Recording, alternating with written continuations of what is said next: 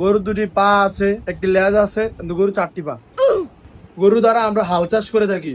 গরু আমাদের অনেক উপকৃত একটি প্রাণী। তবে রাখাল ভাইদের প্রতি আমাদের একটাই অনুরোধ, রাখাল ভাইরা গরু চড়াতে চড়াতে নদীর পার নিবে না, কারণ নদীতে রয়েছে একটি ভয়ঙ্কর জন্তু যার নাম কুমির। আর কুমিরের চারটি পা আছে, একটি ভারী চোয়াল আছে, যার দ্বারা গরুকে খেয়ে ফেলবে। তোর কইছি আমি গরুর রচনা কইতি, তুই কুমির আইলো কি লিগে দিকে।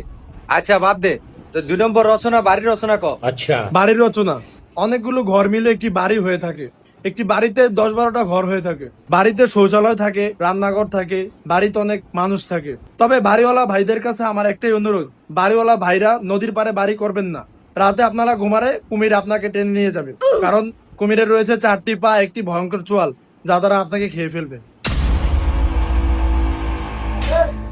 তুই এটার ভিতরে কুমির ঢুকাইলি, তোরা আমি কইলাম বাড়ির রচনা কইতে, তুই বারবার যে কুমিরের রচনা ঢুকাস। আচ্ছা এবার 3 নম্বর